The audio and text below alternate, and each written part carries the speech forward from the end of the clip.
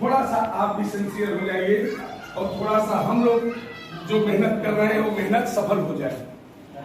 अब आपको हम बताएं कि हमारा जो है लक्ष्य, एक बार आप लोग भी जान लीजिए, जिसके बच्चे जैसे हैं, अगर कक्षा 1 का बच्चा है, कक्षा 1 का बच्चा है, तो कक्षा 1 का बच्चा हमारे यहाँ जब आता है तो उसके लिए ये निर्धारित है कि वो हिंदी में क्या करे कि कम से कम 5 सरल शब्दों जो कि 2 अक्षर से बने हुए हैं उनको आसानी से पढ़ ले। ये टारगेट है कक्षा 1 के बच्चे का हिंदी। गणित में 1 से 10 तक की जो अंक है, अंक तो 9 ही होते हैं, एक 0 होता है, 0 को जोड़ करके 10, फिर 1 अंक का जोड़ और घटाना आसानी से कर। कक्षा 2 का जो हिंदी का टारगेट है, लक्ष्य है, वो ये है कि बच्चा कोई छोटा सा अनुच्छेद दिया है, फिर इतना तेज गति से पढ़ना है कि 45 शब्द 1 मिनट में पढ़। गणित में ये करना है कि 1 से 99 तक वो अच्छे से पढ़ ले, अंकों को पहचानता रहे, पहचानेगा तभी तक 1 से अंक पहचान रहा है, आराम से 2 मिनट कर लेगा। 1 से 99 तक की जो संख्याएं बनती हैं उनका जो है बताना कि 75%, अगर हमने उसको 4 सवाल दिया है, 3 सवाल एकदम सही से। कक्षा 3 में 999 3 अंक हो जाएंगे, 999 तक के अंकों का उसको ज्ञान रहे पढ़ने का, लिखने का, और उसमें जोड़ घटाना भी 2 में 2 अंक का रहेगा, 3 में 3 अंक का रहेगा। कक्षा के हिसाब से अंक भी सेट कर दिया गया। 3 में 3 अंक का जोड़ घटाना, वही 75% प्रश्नों को सॉल्व कर ले, और उसमें गुणा भी आ गया है। 2 से 10 तक की जो संख्याएं बनती हैं उनका 1 अंक का वो जो है गुणा भी कर ले। कक्षा 3 में जोड़ घटाने के साथ गुणा किया। शिक्षा एक ऐसा माध्यम जिसके कारण उसमें पैसा नहीं लगना। किताब को पढ़ने के लिए आप पढ़ रहे हैं, उसमें पैसे भी चाहिए। किताब छोटी मोटी किताबें सब प्राप्त कर ले रहे हैं, नहीं प्राप्त है तो आजकल लोग मोबाइल से, गूगल से तमाम को किताबें खोज ले रहे हैं पढ़ने के लिए। और पढ़ करके शिक्षा ही गरीबी को मिटा सकती है, शिक्षा ही सम्मान को बढ़ा सकती है, शिक्षा ही आपके मर्यादा को बढ़ा सकती है। अब एक कहानी हम आपको बताना चाहते हैं।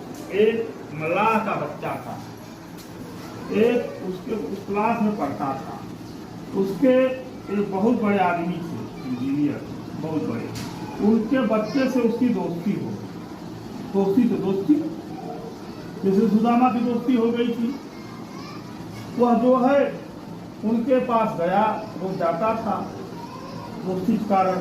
एक दिन वह जो है वहां पर गया, उनके पिताजी आ गए और उनका ठाट बाट एक भगवान तरफ था। कहे कौन है?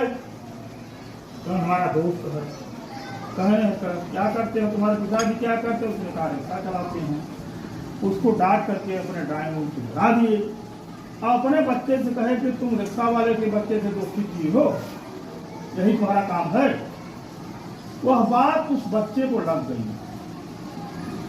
वह बच्चा देश की सबसे बड़ी परीक्षा IAS की परीक्षा पास करके उस गांव में जब आया, उनके परिवार का नहीं पूरे गांव के लोग मना लेते थे।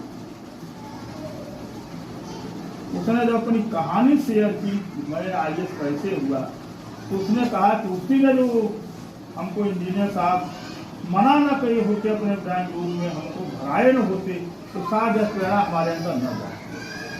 हमारे यहाँ कुछ 6 टीचर है, 6 हैं, 7 लोग, 7 लोग जो है वेल क्वालिफाइड, पढ़ा लिखा है, अच्छे से पढ़ा लिखा है, और विद्यालयों में आपके बच्चे उन पर विश्वास नहीं कर रहे हैं। आप जो प्राइमरी की इनको मान्यता लेकर के छोटा मोटा जटने के लिए, अपनी रोजी रोटी चलाने के लिए, अपनी दुकान चलाने के लिए गांव के आसपास मान्यता प्राप्त स्कूल चला दिए हैं, जहां कक्षा 8, कक्षा 10, कक्षा 12, BA पास लोग पढ़ा रहे हैं, जिनको मालूम नहीं है किताब कौन चल रहा है। सम्मानित अभिभावक आपका नैतिक कर्तव्य है कि बच्चे को जन्म आप देते हैं। आप माताएं जो है जननी हैं, आप राष्ट्र की, देश की जननी हैं। आपका इतना बड़ा संसार है, आपके बिना संसार सूना है। आप बच्चे को जन्म देती हैं और वही संसार की सृष्टि चलती है। आप विश्वास नहीं करेंगे, हम लोग गुरु जो मारते थे तो डर मारा घर नहीं बताते। घर बताएंगे तो पिताजी भी कहेंगे कौन सी गलती की,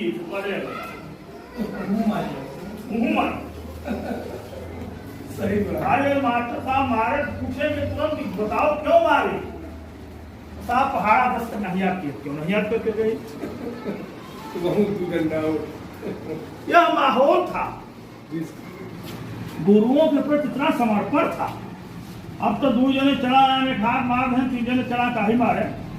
अब जब उस लड़के के सामने तब गुरु से आप झगड़ा कर रहे हैं, क्यों मारे, क्यों झगड़ा किया, तो उसके लड़के के मन में क्या बनेगी बताइए। वो शरारती लड़का बनेगा, वो लड़का पढ़ने वाले बनेगा, अभी बताइए। धरती पर मानव जात से धरती चलेगी नहीं चलेगी, कौन बताएगा। पुरुष नहीं रह गए, केवल महिला बची। महिला रह गई तो उसकी उत्पत्ति कहाँ से होगी? नहीं होगी ना, बिल्कुल नहीं होगी, धरती नहीं चलेगी ना, कभी नहीं चलेगी। सुनिए, जिस घर और जिस परिवार में महिला का सम्मान नहीं है, उस परिवार में खुशहाली और शांति नहीं है। तो शांति के लिए प्रभाकर जी संयम चाहिए, संतोष चाहिए, कार्य चाहिए।